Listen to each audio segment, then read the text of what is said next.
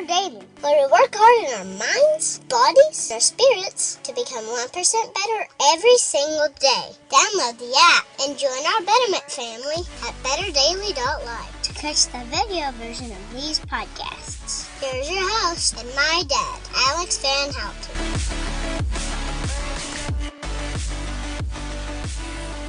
What is up, Betterment family? This is Alex Van Houten in Better Daily Live. Thank you so much for joining me for Wild Card Wednesday. Today and on every week, Wild Card Wednesday is our opportunity to talk about whatever we want. And so today's Wild Card Wednesday is about creatine supplementation. Good morning, KT. Good morning, Robin. Good to see you guys this morning. Before we get to creatine, I did want to say we have our Black Friday, quote unquote, holiday special for friends and family going on right now. So if you have a friend or family member that needs to be a part of Better Daily in the new year to help them and support them in achieving their betterment, whether they have weight loss goals, whether they need a supportive community to connect with and pray with and count their steps with, whatever it is that they need in their corner, I encourage you to go check that out. I'm going to drop the link in this live, and I'm really looking forward to those who join us in 2022. One of the interesting things about having launched an app and stuff in the last year is I've noticed everybody uses it in their own way. And so, for instance, we have some of you who are hardcore commenters and posters and hashtag Run 100ers and Faithful 40ers. You guys are awesome, and I really appreciate being able to connect with you in such a real and authentic way in this application. Good morning, Pat. Good to see you. Speaking of those of you who are joining me on the live, you guys are actively involved here, and that's awesome. And then we have other individuals who join Better Daily, and they do so because they want to see what it is that everybody else is up to. And that is, I don't mean that to sound creepy, they report to me that is inspiring all by itself.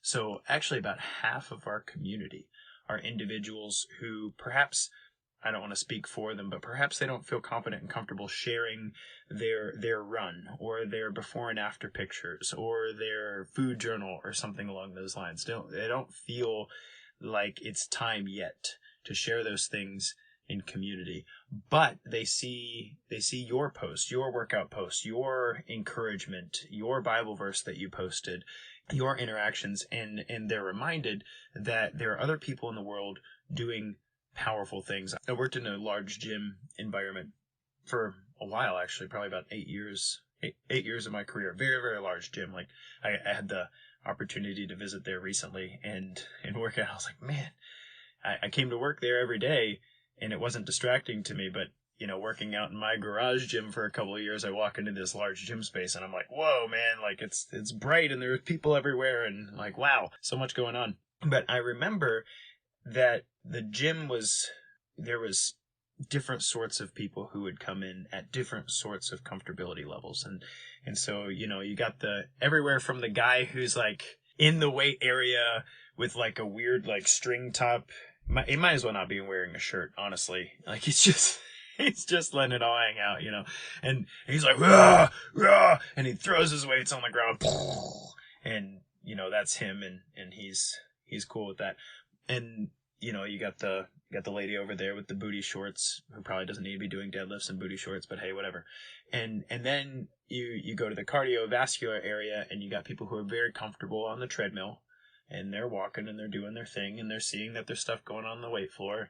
Some of them are like, I hate weights, that's stupid. And some of them are like, someday I'll be over there, but I'm not ready for that yet. I'm gonna deal with the treadmill that's right in front of me.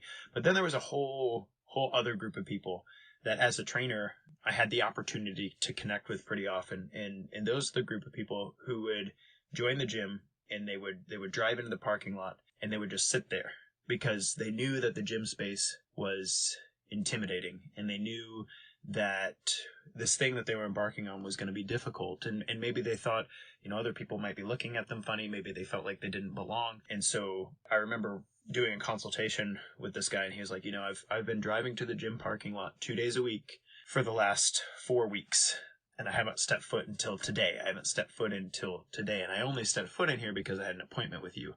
So, I came up here and sat down with you, and this is about as comfortable as I can be in this space right now.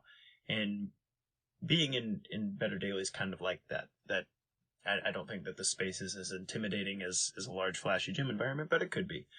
And so I just want to say thank you. I enjoy being in community with you guys. And I also appreciate that, even if you're a person who's been kind of sitting on the sideline watching these things happen and drawing inspiration from the group and maybe getting more steps because you see other people doing that, or getting ideas for workouts from what we're doing, or maybe just getting an encouraging word when you need it, keep that up. I'm so glad that you can be a part of what we're doing here in that way. And when you're ready, we can't wait to see what your food journals look like and to start celebrating your health and fitness wins with you and to start hearing what it is that you draw inspiration from.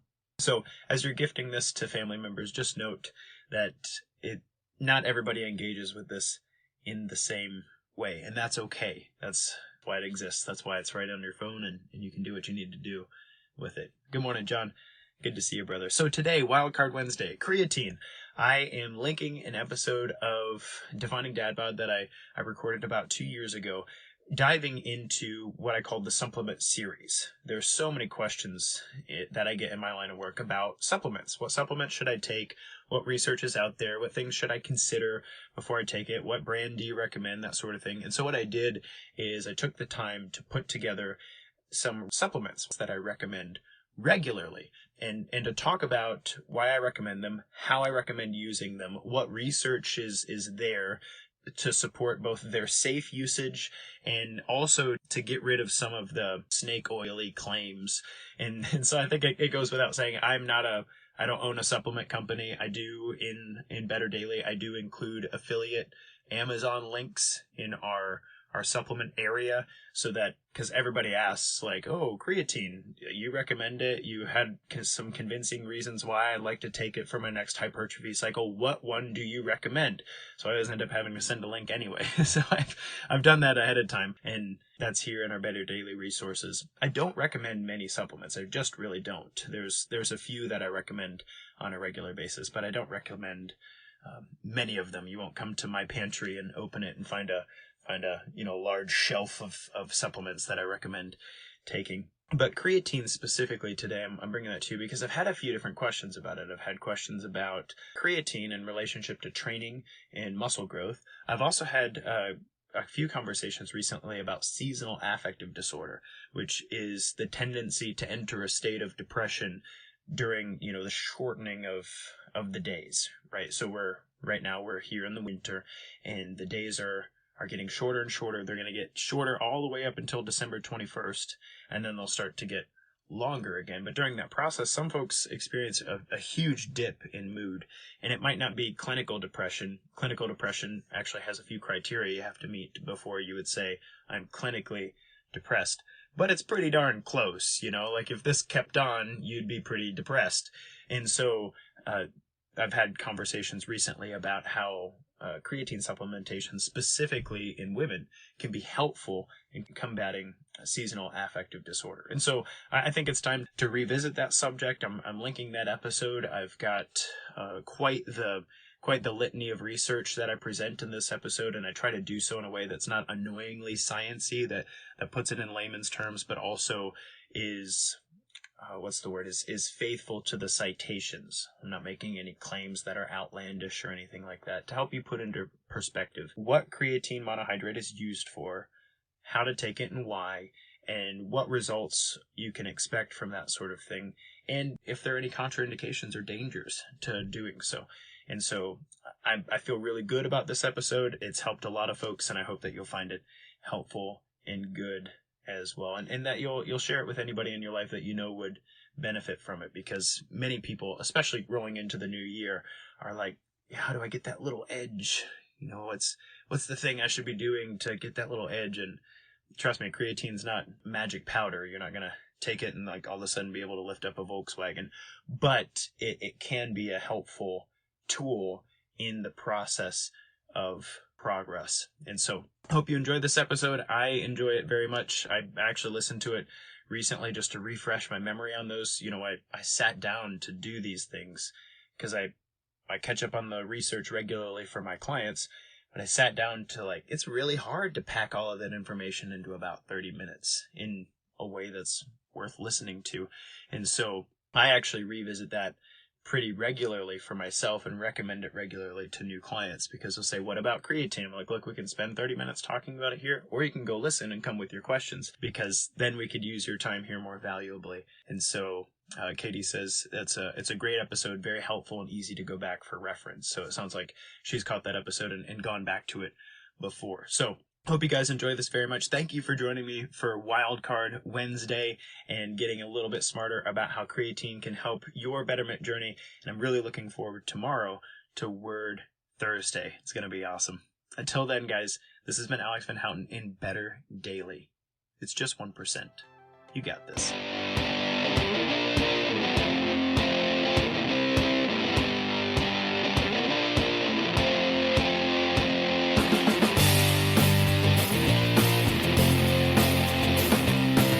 Creatine Monohydrate is one of the most well-researched supplements that you can find on the market right now.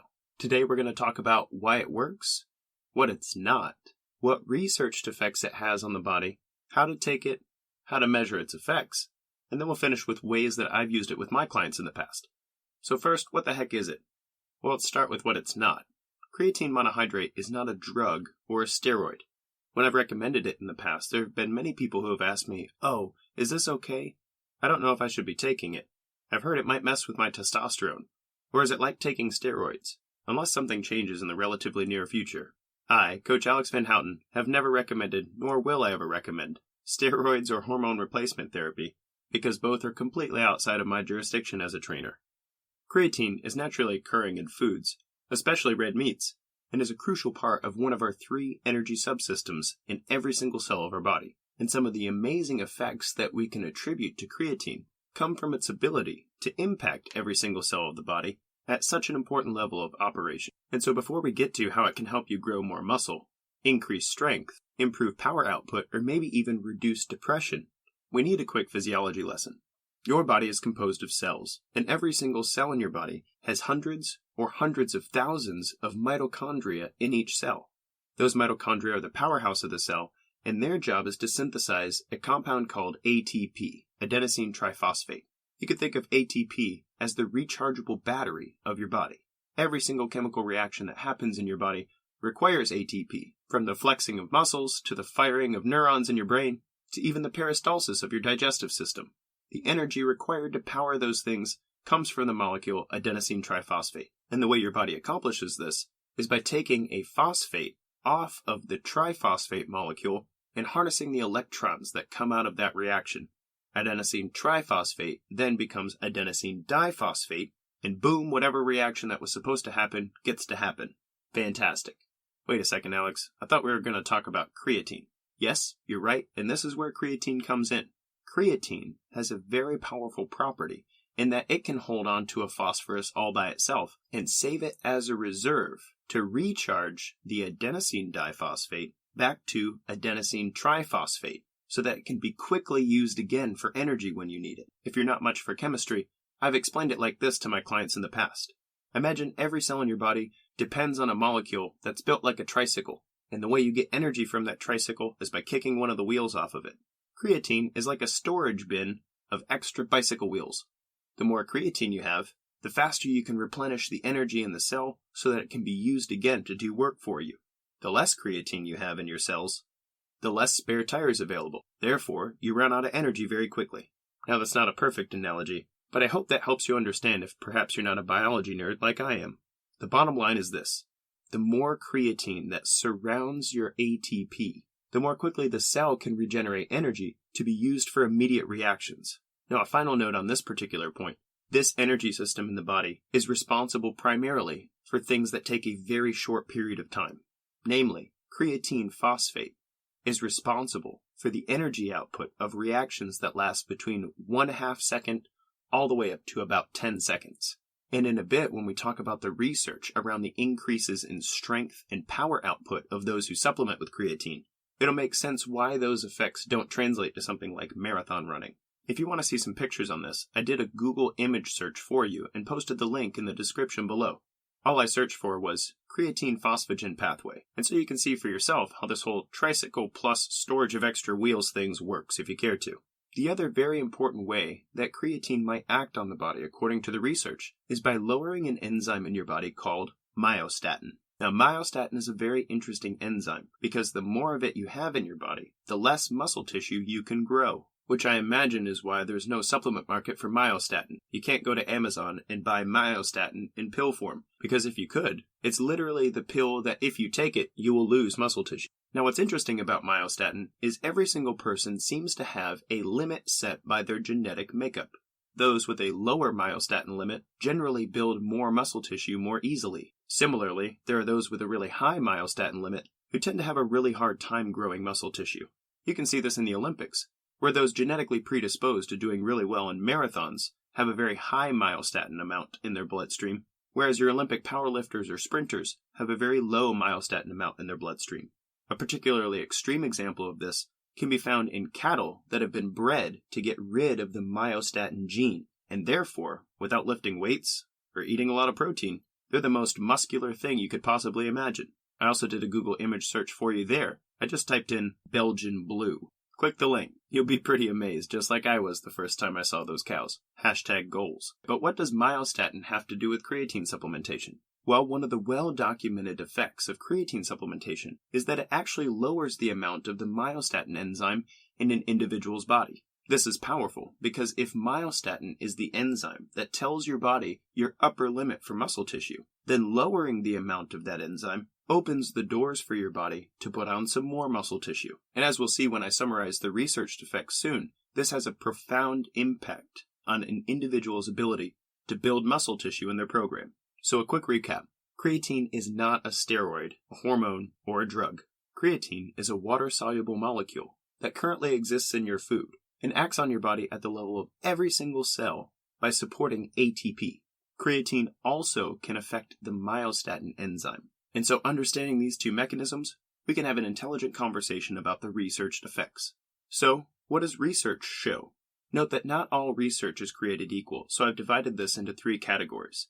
First, what we actually know from double-blind placebo randomized controlled trials. These are the gold standards of science. These studies have been replicated over and over to show the potential benefits. Then, there are the subpar research studies that have showed some effects, but we can't be sure yet because they haven't been verified by enough double-blind placebo randomized controlled trials. And then there are those things that we know creatine has no effect on. And then after we talk through the research, I'm going to talk to you about how to take creatine and what considerations might prevent you from taking creatine safely. So first, the researched effects. I feel like we need a drum roll here because creatine takes the gold star in my book for some of the most sought-after effects with regard to supplements. We know for sure that creatine affects muscle growth positively. We also know for sure that creatine affects strength and power performance positively. And lastly, many studies show that creatine can reduce depression symptoms in females. Those are some pretty amazing findings, and I want to give you some examples of how those things might show up in your program.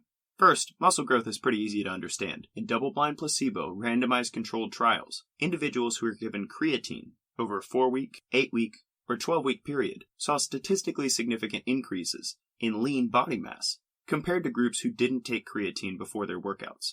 These double-blind placebo studies are very important because they track the changes in individuals over time, despite what they believe about what they're actually taking. With creatine monohydrate, this is relatively simple. It's water-soluble, and it's tasteless. So if I give you a big glass of water with creatine monohydrate in it, you won't know about it. Similarly, if I give you a glass of water and I tell you there's creatine monohydrate in it, again, you wouldn't know any better.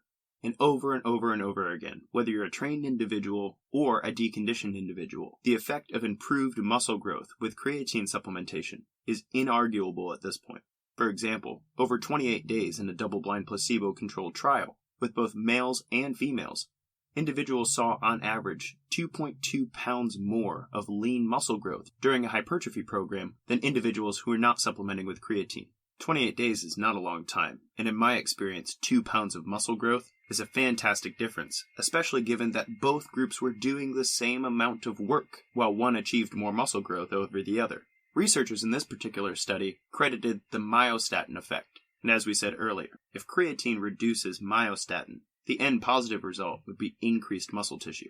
I find this especially fascinating because in most of the research, while nutrition changes aren't accounted for between the groups, fat mass usually is. And so we find between two groups doing the same programs, the same amount of work, regardless of the nutrition intake, one group gains more muscle than the other group, and there's no difference in body fat percentage gain or decrease between the two. If one of your goals for your fitness journey is to improve your muscle growth during this phase of training, creatine supplementation is a no-brainer for you. Similarly, creatine acts as an ergogenic aid for athletes as well, particularly in trained individuals. Increases in strength and power output are both well documented with creatine supplementation. What does this look like? Well, if you normally do 200 pounds on your bench press for 10 repetitions, then studies show that creatine supplementation over a period of weeks can improve your bench press performance by 10 to 20% over your initial performance. That would be a strength measure. Similarly, creatine's been found to improve things like sprint times, vertical jump heights, and measures related to speed, agility, and quickness. I don't know how that may or may not relate to your goals right now, but for me personally as a parent, almost everything I do with my kids relates to speed, agility, quickness, and power. Jumping on a trampoline, pushing them on a swing, rolling around in the floor, or simply making sure my 1-year-old doesn't sprint into traffic are all creatine-supported performances. So if you're in a phase of training where you're working to grow strength, or you're doing power-based movements to do things like elevate testosterone, or boost your metabolic output, or be a bit more beast mode, all of these things will benefit from creatine supplementation. The last effect I find completely fascinating, and while we're not sure of the mechanism, it's well studied that creatine supplementation in females is linked to lower incidence of depression episodes, and for those currently experiencing depression, a reduction in the symptoms of depression. Again, I can only speculate at the mechanism of this sort of thing, but I've seen it in my female clients as well. As low a dose as 2 to 3 grams per day in double-blind placebo-controlled trials has proven beneficial in the symptoms of depression without the side effects commonly associated with depression medications. And while we still don't understand the mechanism for this, and more research is required to answer the strange question why it works well for females and not males who are experiencing depression, it's worth noting anecdotally that my female clients who consume creatine during hypertrophy generally see a mood elevation that I find fascinating. So the well-researched effects for muscle growth, increased strength, power performance, and reduced depression in females.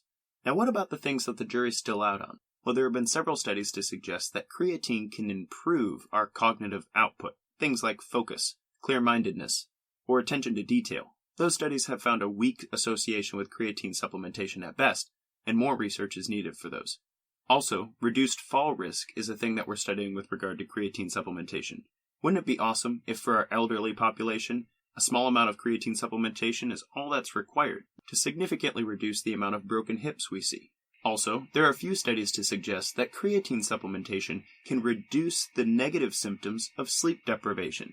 I can speak to that personally, as I took creatine every single day after the birth of my second-born, and compared to my firstborn, I feel like I managed quite a bit better.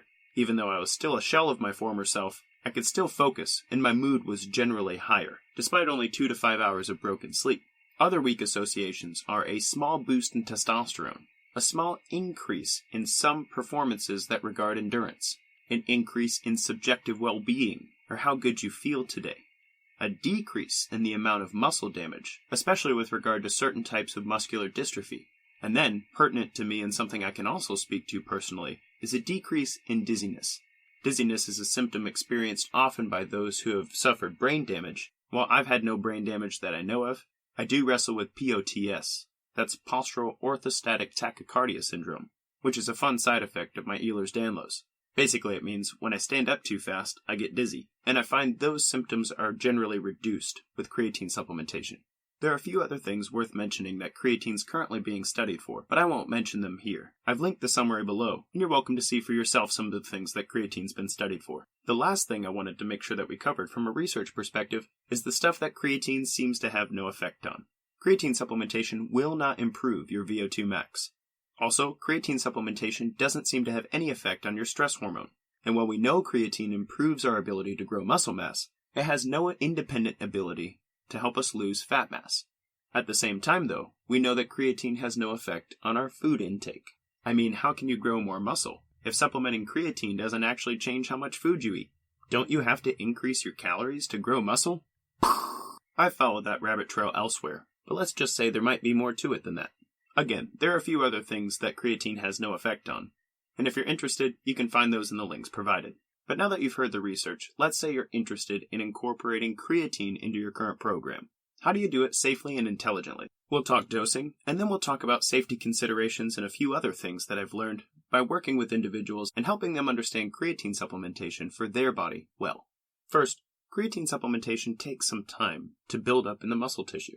There was an old school way of thinking once upon a time that you should load creatine dosage in the beginning of your cycle in an effort to get more creatine in the muscles, and then you could taper off to a maintenance amount that you would continue during your program. However, nowadays we know that even a small amount of creatine supplementation over time will achieve the same amount of creatine concentration in the muscles as dosing creatine.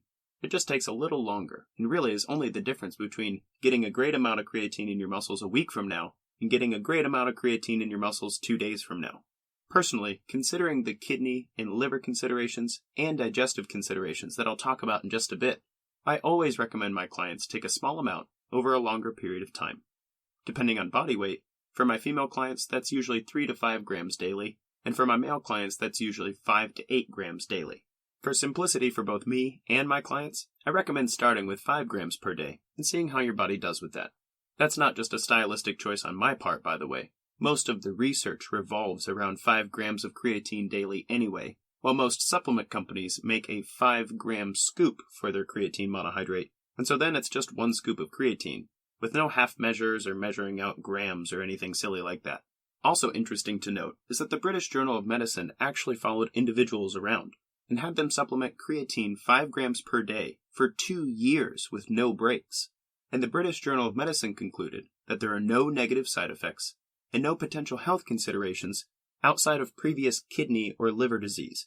What that means in layman's terms is that the British Journal of Medicine has concluded that it is 100% safe to take 5 grams of creatine daily for the next 2 years, regardless of gender or body weight.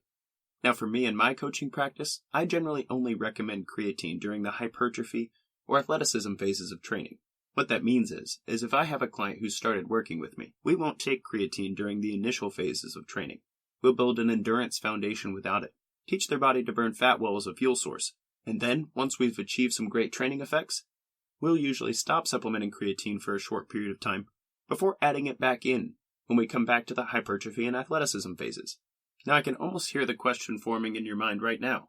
Wait a second. I thought you were all about long-term lasting changes, Alex. Why would we use a supplement to help grow muscle that only temporarily increases the amount of creatine in muscle cells? That's a great question I just put in your mouth. Let me address it here. First, studies show that unless there's a reason for you to lose the muscle tissue that we've grown, like an injury or illness, then once you discontinue taking creatine, the only thing that changes is the amount of water, not the actual muscle tissue. That is to say, the muscle tissue you grew stays around. They just don't look quite as big without the creatine. Additionally, if you've caught my previous shows about epigenetic change, you'll note that one of the things we're interested in doing in your training is not just to put on muscle tissue, but to turn on the genes that tell your body that it should continually maintain a higher level of muscle tissue. And these epigenetic changes have been shown scientifically to stick around for many years afterward. What I'm saying is, a temporary bout with creatine can create long-term changes that affect both your good lean tissue mass and your DNA for good. Arguing that you shouldn't take creatine to help you with your workouts because the changes are only temporary is kind of like arguing you shouldn't take a vacation to the Bahamas because you're not going to get to sit on the beach for the rest of your life. I don't know about you, but when I travel places, those places tend to leave a mark on me. The restoration is needed, and I get to carry the experiences with me, hopefully a changed and enlightened individual, or at least more so than I was before. That's the same thing with creatine supplementation. Once you've experienced in your hypertrophy and athleticism phases, it leaves a mark on your body in a good way. And even if you're not going to continue supplementing with creatine, those changes stick with you, like a great vacation. Now, there are a few considerations about creatine, some of them with regard to safety, and some of them with regard to psychology, that I'd like to make sure I dive in here with you. First, the main research contraindication to creatine supplementation is kidney and liver disease. If you've had a kidney transplant, or a bout with cirrhosis, or any of the other things that could go wrong with those 2 organs, it would be best to steer away from creatine consumption. Creatine doesn't inherently damage the kidney or liver, but it does ask them to work a little harder. It might be also pertinent to note that if you don't drink enough water during creatine supplementation, then when you go to your yearly with your physician, your creatinine will be a little high, and you might want to mention that you're supplementing creatine during this phase. Outside of that safety concern, there are 2 side effects of creatine supplementation that I always warn my clients about. First, a very small portion of the population report digestive discomfort when supplementing creatine. Remember, creatine doesn't just affect your muscle cells. Creatine is in every single cell of your body, and while inherently there's nothing in a creatine monohydrate supplement that should be inherently irritant to the stomach, small intestine, or large intestine, some studies have shown that a very small amount of individuals who have attempted to supplement with creatine have reported irregular digestion. I believe this has something to do with the second thing I warn you about, which is water retention. Anytime you increase the concentration of an ion within a cell or tissue, you will also increase the amount of water that's required to offset that concentration increase. In chemistry, we call this Le Chatelier's principle, which describes the tendency of a chemical homeostasis to shift left or right, given an increase of the amount of the ions. If that's a little complicated, just imagine a teeter-totter in chemistry. If you increase the amount of creatine in your cells, you will also increase the amount of water in your cells. Same thing goes for carbs, by the way. Why am I telling you this? Well, it's not a bad side effect, but if your primary goal is weight loss, and you enter a hypertrophy or athleticism phase and decide to supplement with creatine, just know that you will experience a plateau in your weight loss for a short period of time because of the water retention. Personally, over the week that I introduce 5 grams a day of creatine supplementation, I gain about 3 to 4 pounds. Psychologically for me, that 3 pounds doesn't bother me. I don't have a weight loss goal, and I'm well versed in creatine supplementation. But I've worked with many clients who are very emotionally attached to the number on the scale, and the weight gain that comes with creatine supplementation can really mess with their head. For this reason, I've warned them ahead of time and made it their choice whether or not we supplement with creatine, so that they're not surprised when the number on the scale goes up, and they're not surprised when it takes a little bit of time for the increased muscle mass to result in improved fat burn. A final note on water retention here. If you have personally lost a large amount of weight and therefore have a little bit of excess tissue throughout your body, then the increased water weight will also make you feel and look a little bloated or puffy. Your weight gain could be significantly more than my 3 to 5 pounds. But know that creatine, from a research perspective, has not been shown to increase your food intake or your fat mass. It's water weight. If you want to see the number on the scale change, stop taking creatine and wait a couple days.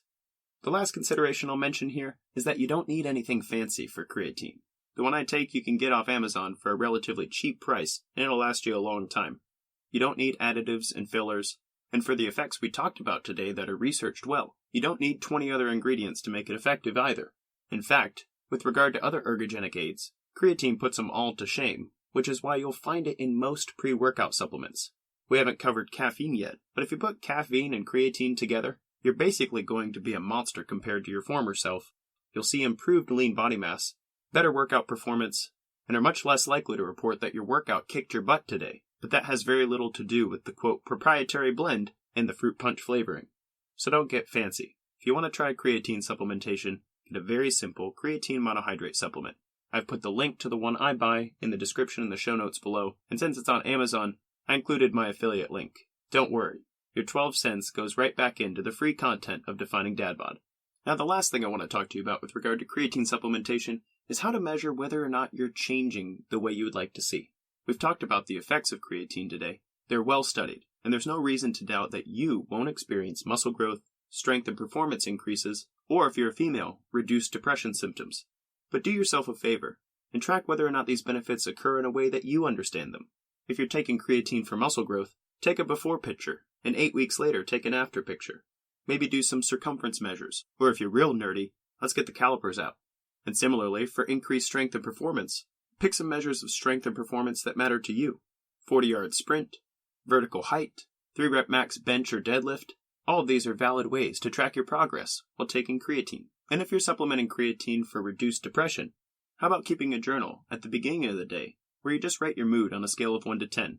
1 is severely depressed, and 10 is the happiest you've ever been. And perhaps even journal just before you go to bed each night about things you're grateful for today and things you're looking forward to in the next week or so. These are both well-researched ways to subjectively measure depression symptoms, and then if you need a little more objective measure, Tell your spouse or a good friend what you're up to, and ask them to help you track changes in your mood. Sometimes, the people around us know us better than ourselves, and it's very possible they'll notice we're less depressed before we will. So there you have it. Creatine monohydrate is one of the most well-researched supplements on the market. It's simple, it's cheap, and it does an amazing job with many effects that people are very interested in seeing in their workout program. I use it personally, and unless contraindicated for my clients, I recommend it regularly. If you have questions about how creatine supplementation should fit into your program, bring those to definingdadbod.com/innercircle. We'll field those in our online community, and if more needs to be said about those things, I'll add to it in our monthly Q&A. That's definingdadbod.com/innercircle. Thanks so much for joining us here in our supplement series at Defining Dadbod. If there's a supplement you'd like us to cover, go to definingdadbod.com/supps. SUPPS. That's definingdadbod.com/supps. There are many out there, some with science and many without. Let's be smarter than our supplements. This has been Alex Van Houten with Defining Dadbod. Until next time, guys, kick butt, take names.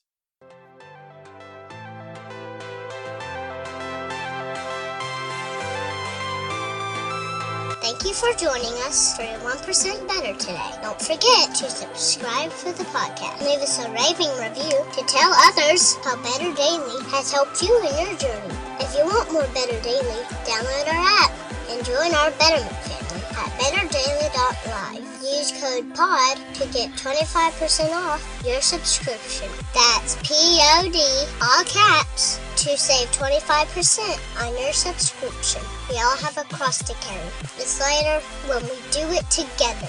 Go to betterdaily.live today.